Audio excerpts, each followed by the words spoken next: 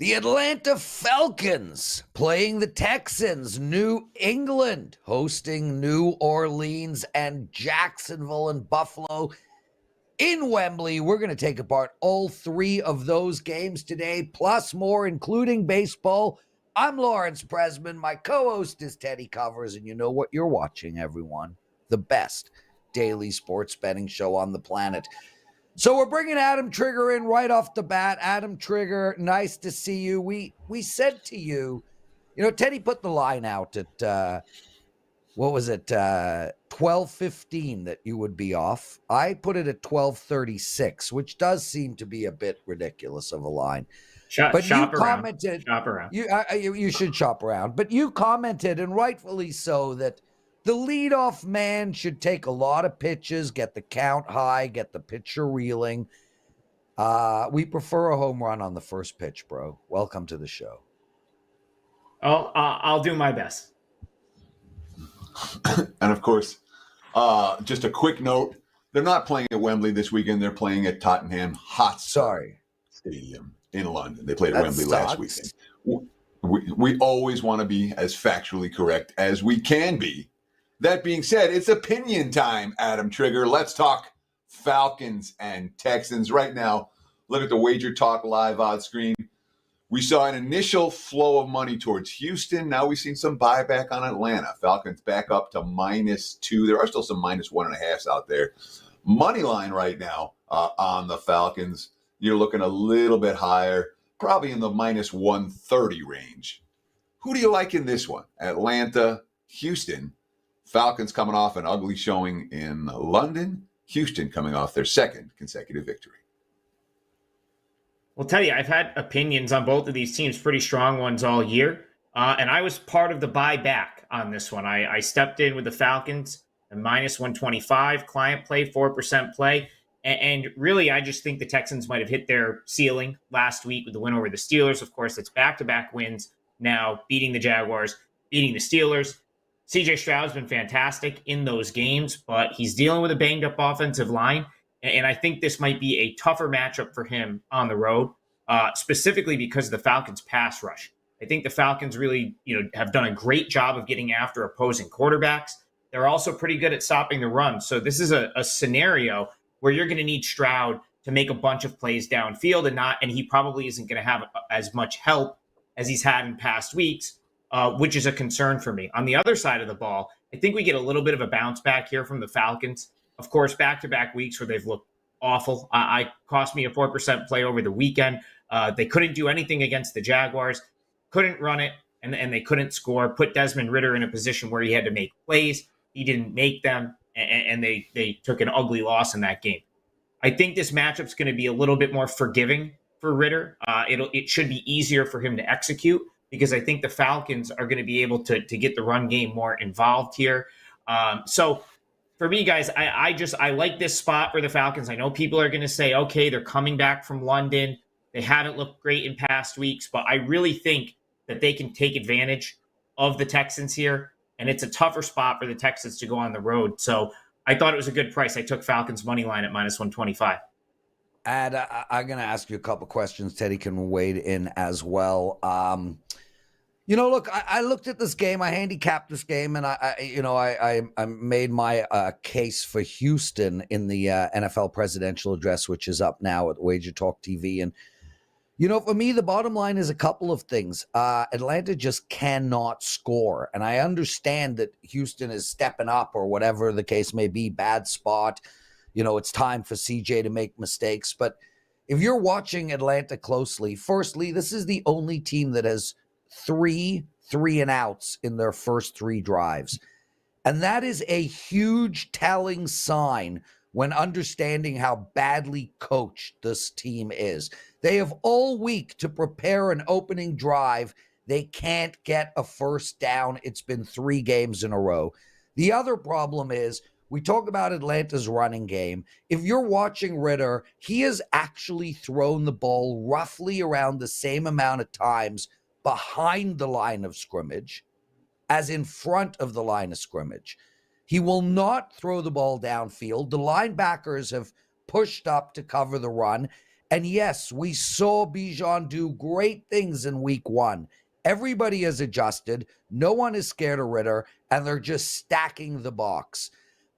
I agree that Houston is going to regress. I just don't know if it's going to be against what I consider to be a really shitty Atlanta Falcons team. So I'm going to try to answer the questions here with like rebuttals for why I think the Falcons could do well in these spots. So first, I don't know that Ritter is the best option for the Falcons at quarterback right now, but I do like the fact.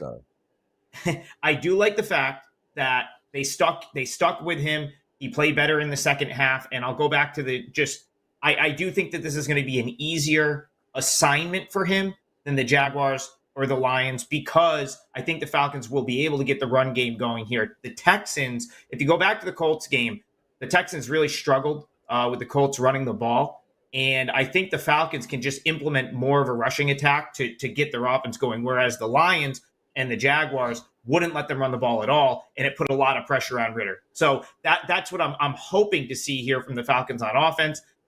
If I don't get that, I am confident that the Falcons defense is going to be disruptive enough to keep them in this game. And I feel like if I get a combination of both, the Falcons are going to have the upper hand here. So all of that with the fact that I felt like I didn't agree with the line move. I thought the move down was wrong. I had to jump in with the Falcons at what I thought to be a really attractive price, minus 125 on the money line. I figured it would start to move back up, and it looks like that's been the case. Trigger says the Falcons going to win this game against the Texans. Take them on the money line. Let's shift our focus to playoff baseball. Playoff baseball all day yesterday, playoff baseball all day today. A lot of fun to watch, whether you're betting or not. There's something about the postseason that piques our interest. And you want to talk about the Arizona Diamondbacks, the Milwaukee Brewers. D-backs pulled off the upset last night and did it in impressive fashion, falling behind 3-0 early. Tied it at 3, took the lead, never relented. 6-3 final. The only game that went over the total yesterday was at Arizona and Milwaukee. Rematch tonight, 7:08 Eastern time, 4 o'clock here on the left coast. Look at the WagerTalk live odds screen. I'm seeing Peralta for Milwaukee, Gallon for Arizona right now. Let's call it minus 130 for the Brewers. Total 7.5 juice to the under. What do you want to do? Game 2. D-backs and Brewers. Yeah, so another client play for me here, 4% play on the Milwaukee Brewers. Let's go back to game 1. The Diamondbacks did get the job done, but they needed 6.1 innings of scoreless relief from their bullpen to do so. Brandon Pfaadt only made it to the second inning before they had to go to the pen. And, so the Diamondbacks really needed to pull together their bullpen to see out that win. Now, Arizona's bullpen's been great. One of the best bullpens in the league in September. It was what I thought was going to be the reason they didn't make the playoffs. What is their bullpen? If you heard me talk about this team in July and August, I referenced bullpen depth being a big issue for them. But they were great in September, and they were great yesterday. My issue here is just the way this series sets up. They managed to get through that game with Pfaadt. Now they have Gallon going today. But if they do get into the bullpen, I think guys like Ginkel and Thompson might not even pitch. They both pitched, into the 20 pitches yesterday. And you have to remember, they've got to be cognizant of the fact that this is a 3-game series. So they have to leave a couple options for game 3. They had the luxury of winning game 1. And I think if Gallon puts them in position to win here, they could go to those guys. But if they fall behind, I don't know that that's going to be the case. And Gallon, as good as he's been, we know he's an ace. You don't need me to sit here and talk about how good Zach Gallen is. He's gotten hit. His hard hit rate is up the last 3 or 4 starts. And that, to me, like, if you're going to bet on an ace and you're going to pay the premium for an ace, which you're probably doing here, he's got to be throwing like an ace. And I don't know that he's doing that right now. Freddie Peralta is a guy that I've been very high on. It's probably one of the things I've gotten right this baseball season. I said that he was going to have a big second half, that he was probably going to finish strong, and he's done just that. 2.44 ERA over his last 11 starts. He's got 92 strikeouts in his last 62.2 innings pitched. He's been awesome, and he's 3-0 with a 0.55 ERA in 4 career appearances against the D-backs. So if he can get the Brewers a lead, I just think the Brewers are in good position to close it out. I do think the Diamondbacks have to consider their bullpen and having options available for Game 3, whereas it's do or die for the Brewers. Their season ends if they don't get the win today. It was enough to put me on the Brewers money line here for a 4% play. Adam Trigger. Adam, I said to Teddy on Slack, wow, Adam's being pretty quick today. Teddy's like, don't worry, I'll come up with a follow-up question. I'll string them out a little. So, Teddy, what's your follow-up question? Devin Williams is my follow-up question. The Brewers closer pitched 31 pitches last night. Couldn't get anybody out. And now, in theory, he's going to have to close again today. Or I don't know what Milwaukee's going to do at the back end today. You talked about Arizona's bullpen worries. Now, Gallon's owned this Brewer squad. What's he given up? 1 run in 2 starts against them, 14 innings of work. He dominated this lineup. And Milwaukee's got closer issues. So you want to lay a price with them? Tell me why. Yeah, so I'm still, I guess, if it comes down to that, Teddy, I'm still willing to go with the all-hands-on-deck Brewers team that is trying to save their season, as opposed to the Diamondbacks team that went 6.1, 6 1/3 with their bullpen yesterday and knows that they've got another day if they lose. I think that's really what it comes down to me here. Obviously, there's other options for the Brewers, knowing that their season is on the line, that I think they're going to be more willing to use here. Whereas I think Arizona looks at this game and says, you know what? Even if we lose this game, if we can get through to Game 3 and save guys like Thompson and Ginkel to stack behind Merrill Kelly, because remember, no Brandon Woodruff here for the Brewers, right? So I think the D-backs have to be looking at this, the way this sets up, and say, we have to make sure we have the right guys in place for Game 3, because I think they're going to like the way Game 3 sets up. So that's just how I see this playing out. I think Arizona is going to try to win this game and get through with maybe not their top guys, but I'm willing to play against Gallon here. I don't love what I've seen from him lately, and so I think the Brewers are the right side with Peralta. There we go, Adam Trigger, everyone. And guys, real quick, college basketball right around the corner. Adam had a massive year in college basketball last year. 57.5% win percentage, 87 units of profit. And you've got a special going?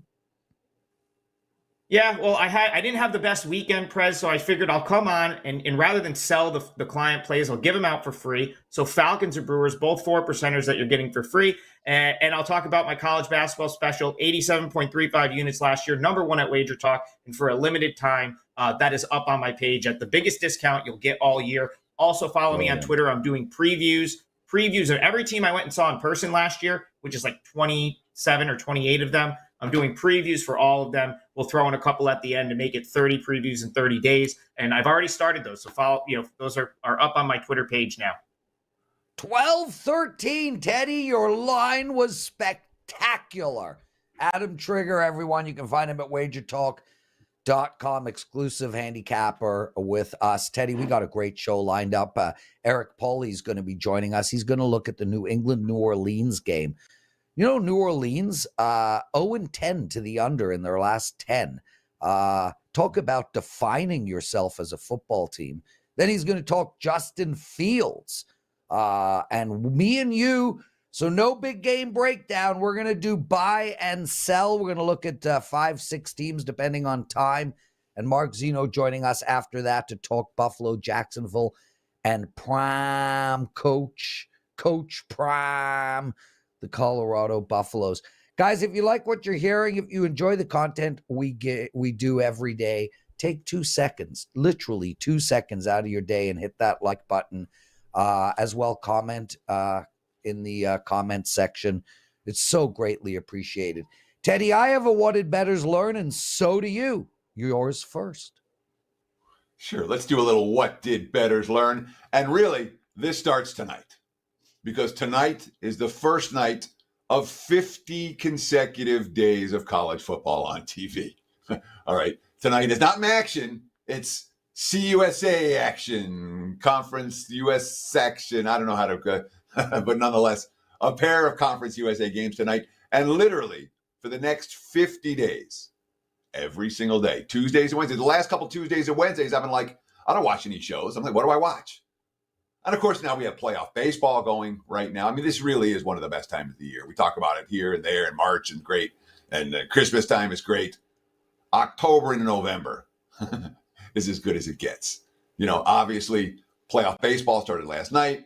NHL starts next week, the 10th? NBA starts the 24th of October. We got college football, 50 consecutive days. It's special. I love this time of year. 2 things to remember. 1, breathe. When there's action here and there and everywhere, and there's this game and there's that game, and I haven't even looked at this sport yet. Take it down a notch. Breathe. 2, enjoy. Meaning, if you're doing this and it's too much action, it's making you crazy, take a step back. This is something, for most of you, it's a hobby. It's not a way of life. It's not a source of your primary source of income. So you have to enjoy this time. Take a breath, find your spots, isolate your sports that you're focusing on right here, right now, and take advantage of the next 50 days. One of the most special times of year with football. Every single night action, Conference USA action, and everything else right here in October. So there, Lawrence, what did you learn last night? Well, Teddy, I'll get to that in 1 second. A couple of people in the chat room I want to remark. Kevin writes, Cowboys or 49ers, wondering who will win. Kevin, check out the NFL Network on Sirius XM, or listen to your radio station, read the newspapers, but we don't give a rat's who's going to win. That ain't what we do. That ain't the show we're on. We only care about point spreads. It's 3.5 or 4 right now. So it's not about who's going to win. It's about who's going to cover. The other thing is one of our listeners wrote, Greg Haggs, Bills could swim to the UK and still cover the spread. I'll bet against that, Greg. I think they'll die and not make the game. But keep in mind, Greg, Jacksonville has stayed in England, and that is a big deal. Plus, the Jets are coming off of a monster win and an emotional game. I wouldn't be so sure about that. Anyway, Teddy, you want to talk about that, or you want to? I'm game. I'm ready to do the show till 5 p.m. today, bro. I got so much on my mind.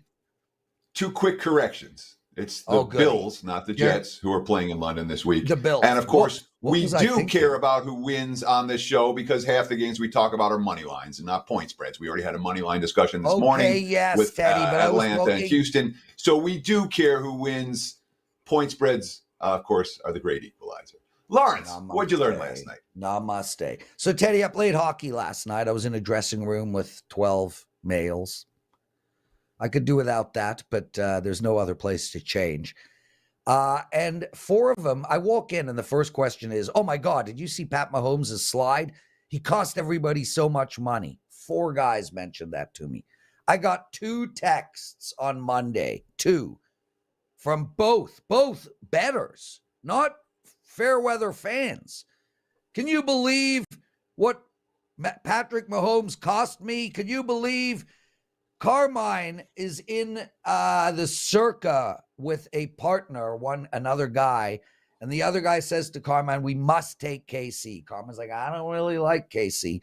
After the game, the guy said, see, I had the right side. Patrick Mahomes should have just ran it in, and we would have covered. Guys, what I learned last night is that most of you don't know what you're talking about. Patrick Mahomes did exactly what he was supposed to do, what any professional bettor expected him to do. On top of that, it was only KC fans that had that narrative, Teddy. It's amazing that the New York Jets fans didn't have the narrative of, oh, we got screwed. So what I learned is, don't make the narrative fit your bet. These guys did exactly what they were supposed to do. About 20 years ago, on a Monday night football game, I'll never forget, the Indianapolis Colts was down by 1 touchdown. The other team scored to make it. I think they were down by 6. The other team scored to get it to 13. There was a minute 13 on the clock. Peyton Manning drove them down, scored a touchdown. They got the onside kick, scored another touchdown, won the game, all inside of a minute 13 seconds. And you want Patrick Mahomes to go in and keep the game going? Come on, guys. We're all better than that. Anyway. So, yes. Just to be clear, it happened last year. I just want to get that off my chest. It happened in 2022. I think it was, I'm trying to remember, I think it was Cleveland who scored the touchdown. Oh, yes. Instead of taking the knee, and the other team scored, recovered the onside, scored, and won the game. It was not something from 10 years ago. I remember the game you're talking about with Manning. They came back from 3 touchdowns down in under 4 minutes in that Monday Night Football like game. That, yeah. They were down 21. But it happened last year. Right. And these guys are still going. Oh, he should score the touchdown. Sure. They bet on KC. If you bet on KC, you want him to score the touchdown. When KC was up 17-0, you're spending that money already. You know? And Eric Pauly wants to add to this conversation. Let's bring him in. Eric, how are you, my friend? Just confirming, it was week 2. Joe Flacco and the Jets against the Cleveland Browns last year with that. Very good. Yep. Eric, welcome to the show, brother. Gold Sheet, you got a promo for us. Let's start there, and then we're going to get into your 2 games. Yes, sir. Code GS7 at checkout for 7-day all access, $79. Great week to use it with playoff baseball, of course, college football and NFL. So code G Sheet 7 at checkout. Yeah, we got Chris Allen, one of our awesome leaders. Hang on, just real quick. I'm confused. What's that promo code again, please? The promo code is G Sheet 7 for 7-day all access, $79. The letter G, the word sheet 7. G Sheet 7. Okay. You said it quick, and then you said it G Sheet 7. Okay. Yes, sir. If you want to take it. Yeah. Chris Allen just wrote he lost his survivor on that comeback. Anyway, let's get straight into it, Eric. You want to talk New England, New Orleans? I set it up at the beginning of the show by saying New Orleans is the stone coldest under of them all. 10 in a row right now. Are we going to stick with the trend? We're sticking with it. So this is something I looked at early morning on Monday when writing the Gold Sheet. This number was actually all the way down at 39.5. So, at that point I was like, okay, it's a little bit out of my buy range, went on with my day. Then the news out of New England came that Christian Gonzalez is going to miss the rest of the season. Matthew Judon is hurt. They also have had dealing with a bunch of cluster injuries in their secondary. And then now today we see they bring in J.C. Jackson. And that was the situation where the move, it went from 39.5 after the injuries back up to 40.5. And that's where I decided to buy back in on the under there. These are just 2 teams that are so offensively challenged and that are also just very well built defensively that I just don't know how points are going to be scored in this matchup. Look at what Derek Carr did against Tampa Bay last weekend. He was dinking and dunking all along the field, and he looked terrible in that matchup. And that's something that, you can, I guess, pick up your completion percentage in that situation, but you're not moving the ball down the field, and you're not going to score points. And this New Orleans defense, like you mentioned there, Prez, the fact that they're 10-0 to the under, it's because this is a great defense, and they haven't let up more than 20 points in the game, obviously, besides last week. But a lot of those plays came from turnovers deep in their own territory where Tampa Bay had to take advantage of short fields. They scored all 3 of their touchdowns. Baker Mayfield was throwing 5-yard passes. It's not like they were marching up and down that field against New Orleans. And New Orleans themselves couldn't score in that game, and that also went to the under there. New England, Mac Jones, we obviously saw that controversy, or not even controversy, but he got benched for his poor play. And the way that I see this game is when the Patriots play good defenses like the Saints have, they're completely out of their class on offense, and they can't move the football whatsoever. And the Saints, Derek Carr, especially now going against a good defensive coordinator in Belichick, is going to have problems moving the football, and he's not 100% healthy. So I really see the only avenue for this game going over being defensive scores, which are certainly on the table. But 2 offensively challenged teams, 2 good defensive teams, a move in the market that I disagree with. And now, as also came back, we're seeing basically 40s across the board now. But this was a 2% play Gold Sheet gave out yesterday on the under in the Saints-Patriots, under 40.5. So both these quarterbacks flat out stunk last week. Oh, you can make an argument that they're playing for their jobs? I mean, would Winston get a start? I don't know what New England's going to do. But in theory, you got two particularly motivated QBs this week. I mean, they were just awful a week ago, and both are, multi-year starters. We're not talking about guys who were supposed to be coming in and getting benched and coming in and getting benched. Isn't this a get-right spot for these guys? So I think the point you made about Winston, so Derek Carr obviously was not 100% healthy, and he is a check down king when he's not healthy either way, and he's poor in the red zone just throughout the course of his career. But the fact that they went to Carr last minute, it's not as if we knew 24 plus hours in advance. That was 5 or 6 hours before that game started.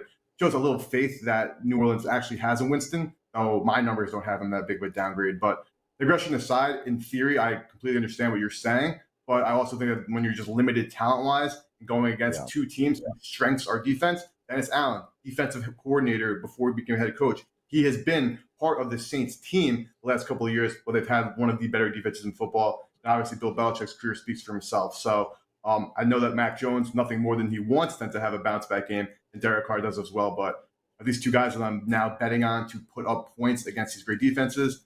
No. The only way or the biggest avenue I see, again, to this bet going over is if both quarterbacks let the defense score touchdowns, which is in play in this game. Yeah, I agree with you. That's how this game goes over on pick sixes, etc.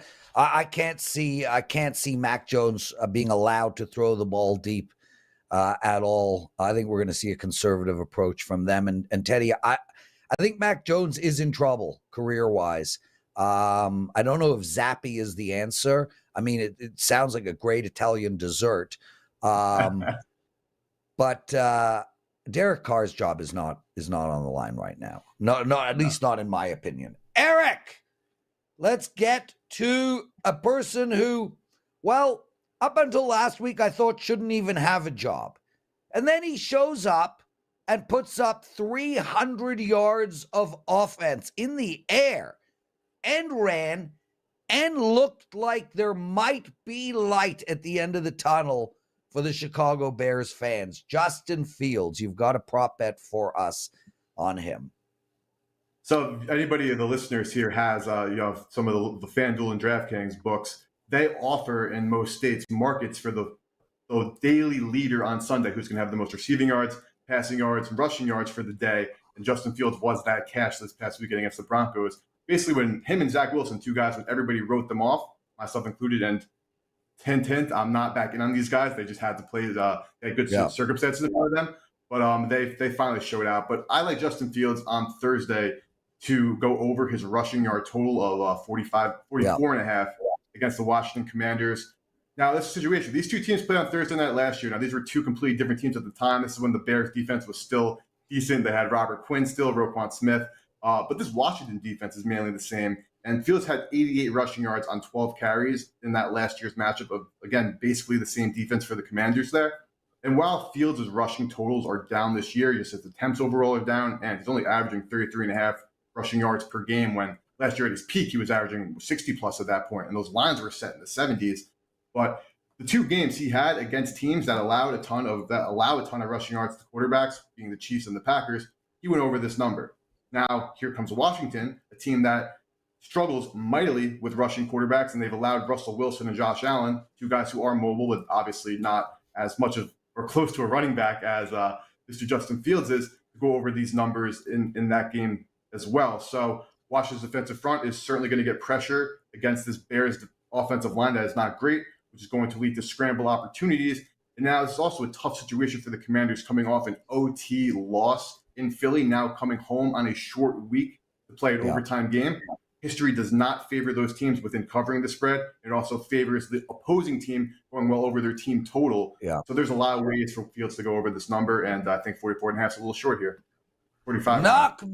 Knock me over with a really crappy deep dish Chicago pizza. I couldn't agree with you more, Eric. I think Justin Fields over rush yards is a play as well. G Sheet, what was the promo code again? G Sheet 7. G letter G 7. 7. Yes, sir. Okay, there we go, guys. 7 days of the gold sheet for $79. Please take advantage of that. Eric, Pauly, everyone. Outstanding stuff, Eric. We'll see you next Wednesday. Teddy covers. Teddy, we got guys in the chat room. It's just hilarious, dude. The NFL is scripted. NFL is classified as sports entertainment, just like the WWE. That's from Profit Margin. So my question to those guys is, why are you watching this show? Like, if you think that this stuff is all scripted, you're taking time out of your day to watch a show about people who prognosticate on scripted stuff? The hell's wrong with you? Do you watch shows about the WWE and whether they think this, Roman Reigns is going to beat Randy Orton Jr.? Boom, Prez, with some current references. Come on, guys. The joke's on you. If you think this is scripted, don't take time out of your day to watch us prognosticate. Teddy? So the first thing, I would not discourage anyone from watching our show. Yeah, okay. Stay with us. The second thing is anyone that thinks that something is scripted, I'm all ears. Just tell me before the game exactly what's going to happen and show me your bet slip. And then we'll talk about it after the game. Yeah. But I don't want to hear anyone say anything after the game about how it's scripted. If you think it's scripted, you tell us this next game, the Thursday night game, Chicago-Washington is scripted. You tell us what's going to happen before the game. You show us your betting ticket. Then I'm interested. Other than that, yap. Shut up. Blah, blah, blah, blah, blah, blah, blah. Teddy, we're going to run this show late. We got Mark Zinno still coming up, and he's going to talk Buffalo-Jacksonville, a game that everybody wants to hear about, and, of course, the Colorado Buffaloes. But before that, we are going to get into the NFL marketplace, buy and sell. Let's start with the Arizona Cardinals, sir. I'm not buying Arizona right now because the markets already have. We're talking about a team that has been, it's not like they're a team that no one's paid attention to. It's not like they're a team that hasn't played some high-profile opponents better than expected so far this season. And it's not a team that's necessarily any good. All right? They've been competitive. We'll give them credit for being competitive. But certainly from a defensive standpoint, yards per play, they're ranked bottom 4 in the NFL. We saw last week, 5 touchdowns, no field goals. We saw the Giants move the ball at will against this defense. Arizona's not bet on. They're either neutral or bet against. The value's been sucked out of them. Yeah, listen, I think you and I disagree here, Teddy. I look at this and I think really there's no value. The bookmakers have caught up. They're playing a team that can't get out of their own damn way. Cincinnati's offensive line is the worst in the league. Joe Burrows can't move the ball at all. They've got no running game. Their defense is mediocre. They're screaming at each other. And yet Arizona, a team that legitimately, if the ball bounced differently, could have been 3-1 to start the season. A team that should have put up 23 points against San Fran, except for 2 dropped passes on the same drive in the end zone. A team that has shown a lot of moxie, has to feel good about themselves, and they are my +3 at home against a Bengals team that this year is probably bottom 5 in the league. That doesn't sound like the books have caught up. Me and you will disagree. I think Arizona's a buy. Saints. Yeah, sorry, I'm getting my powering number for the Arizona game this week, so I can argue with you about that. My powering number is 5.5. Okay, so talk to me about how much value Arizona has. You're gonna argue. You're gonna use your my powering numbers on your absolutely. power ranking. My powering numbers are good. Fact? Oh yes, they are good. This is what I'm saying. But they're not good on every team. That my number. Yes. My number shows Arizona as a 5.5-point dog.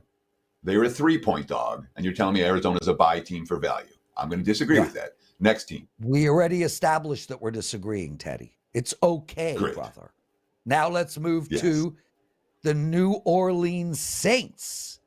Buy or sell. So I get to go. So I'm going first for all of these, and you get to rip me apart. Prez. Okay, I'll go. I'll go. Okay. Yeah. I got no idea. How's that? One of our viewers wanted us to discuss the Saints. I don't know. Derek Carr missed the entire week of practice last week. It was a bit of an aberration game. When I look at the Saints, I look to bet the under. I never look to bet the side. It's always the under. So I don't have anything. Buy or sell. Give me another week, and I'll come back to New Orleans. So there's hope for New Orleans. All right, this is not a hopeless team. The defense is solid. They have good skill position weapons. They have two problems right now: offensive line and quarterback, and maybe coaching. But when you have an offensive line problem and a quarterback problem, that doesn't make me excited about betting on that team. However, I do like good defensive teams that don't get a lot of hype. And boy, their schedule is as easy as it gets. So I too have mixed feelings about New Orleans. There could be potential, but this week, that game against New England, there's no way I touch that game. Again, I backed the Saints last week and had my fun with them there. Not exactly rushing back to the window for the Saints this week. It was pretty rough a week ago. Mark Zinno still coming up, guys. Stay with us. The Chicago Bears, Teddy. All I've done is lambaste this team for 3 years. I mean, like, honestly, and people think I don't like the Bears. Gale Sayers and Walter Payton are two of my favorite players of all time. I'm a Bear fan. I like the Bears. I'm not a Bear fan. That's garbage, but I'm not an anti-Bear guy. Anyway, I think the Bears are a buy team, Teddy, moving forward, and I am shocked that I think that, but I feel like they're going to open up their offense now. I think the game they played against Denver showed us something, granted against the worst defense in all of football and one that has just given up. But I think the Bears might be a buy team moving forward. You? No. Okay, look, deep thoughts. I've said multiple times in this show that I like Justin Fields. I think there's hope for Justin Fields. But the fact that they lost last week's game, found a way to lose that game, Eberflus is under the, when you're, it's looking less and less likely that Eberflus or Poles or any of them, they're all going to be gone. And when you have a lame duck coaching situation at the beginning of October and a lame duck GM situation at the beginning of October, those aren't teams I'm necessarily looking to buy. Teddy, yeah, let's jump ahead to the New York Jets. I felt like it was a really interesting game against Kansas City. They held Kansas City to 3 points over 3 quarters. Zach Wilson was able to move the ball to a degree. I think this is a buy team moving forward. Sure. I did a WagerTalk TV video for the Broncos and the Jets this week. You can find all those videos right now on WagerTalk TV's YouTube page, as well as college football. I mean, if you're looking for content, for game breakdown content, we literally have dozens every week. Every top 25 college football game, we break them down. Every single game on the board in the NFL gets broken down. All WagerTalk cappers. Check that out at WagerTalk TV. But I did a free play video for this game, and I made a case for the Jets as well. What about the Giants? A team with the defense that hasn't quit is bet on. Yeah. A team with a defense that's allowed 18 touchdowns since their last field goal attempt is not bet on. That's Denver's defense. So as sort of the Giants, I want no part of the Giants. Yeah, I want no part of the G-men. They played in 8 halves of football this season. They've been blown out in 7 of those halves. They had the one good half all year against Arizona. But Giants, and they're going into Miami this week. I wrote up a free play on that game on my page over at WagerTalk.com, talking about if I'm playing, I'm laying. I want no part of the Giants this week. That's a demoralized team. Yeah, I agree with you, but I will say this: Daniel Jones gave it his all. I mean, he could not have tried any harder against in that last game, and then he threw that terrible pick six to end it. Mark Zinno joining us. And Mark, we got one last team to discuss in our buy and sell segment. Might as well have you with us. The Washington Commanders. What do you think, Mark? Are they a buy or sell team moving forward? Way to put you on the spot, huh? I buy on the Commanders because of their defense and the weapons that they have on the offensive side of the ball. Now, the only thing that scares me about them is Ron Rivera, who I think is kind of, outdated himself as far as a coach is concerned. He should have gone for 2. against No Philadelphia. doubt. And his reasoning was just poor when it's all said and done. But Teddy, you talk about defenses that don't quit. This is a talented front seven, and they have a great pass defense, and they can get after the quarterback. I mean, they have all the key components of being a team that should be able to be competitive in every game that they're in. As long as Sam Howell doesn't turn the ball over. If you look at the games they've won and how they've won, with the exception of the opener where he turned the ball over 3 times and Arizona's only touchdown was a defensive one, they won't lose games if they don't turn the ball over. If they take care of the football, they're going to be in every game they play. Teddy, I'll come to you on the Commanders, but I just want to make mention, Mark. The Washington defense is not vaunted. They've done nothing. Broncos put up 33, Bills 37, Philly 34. I know those are big scoring teams. I get it. Prez, 5 turnovers. I get it. But the stats are what they are currently. And although I do believe the Washington defense will improve, they've done nothing so far this year. Teddy, are they a buy or sell team moving forward? So when we talk about Washington, we have to be familiar with Ron Rivera's track record. And it's pretty significant and pretty substantial in that regard. Give me 1 second, I'll pull it up. But basically every year that he's been in D.C., or every recent year that he's been in D.C., Washington has had a crappy start and a much better finish. In 2000, they started 2-7, and then they went 5-2 down the stretch. Yep. In 2021, they started 2-6, and they went 5-4 down the stretch. Last year, they started 2-6 and went 6-2-1 down the stretch. So they've been better down the stretch in every year than they have coming out of camp. I don't know if that's something we give credit for Rivera, or we say that Rivera didn't have them ready out of camp. But either way, they're a team with a consistent track record of improvement, not a consistent track record of getting worse as the season progresses. That's a great take. And talking about a team that has a penchant for improving, the Jacksonville Jaguars. Look, they started off bad last year. Then they put together a big-time winning streak, even got a W in the playoffs. They're playing Buffalo in London, England, Mark Zinno. And, I think Buffalo's the best team in football. People are going to disagree. San Fran, Philly. I don't think KC can even get into that conversation right now. But tough spot for Buffalo here. I actually prefer Jacksonville on the side. You've got a total. What is it? Well, look, I'll do you one better. Buffalo's not only the best team in the league, they have the best quarterback in the league. With all deference to Patrick Mahomes, I think Josh Allen is probably the best quarterback and most complete quarterback in the league. Although, his turnover thing seems to be an issue for everybody. Look what happens when he doesn't turn the ball over 4 times in week 1. They go out and they destroy everybody. You mentioned them going to London. It's just the 3rd time Buffalo's ever been to London, the first time since 2015. So none of this current roster, or very little of it, has actually ever made this trip across the pond to go play a football game. Now, I am somebody who screamed from the rooftops this entire offseason that Jacksonville is overhyped and overpriced, and we saw that through the first 4 weeks, and it bore itself out that they are.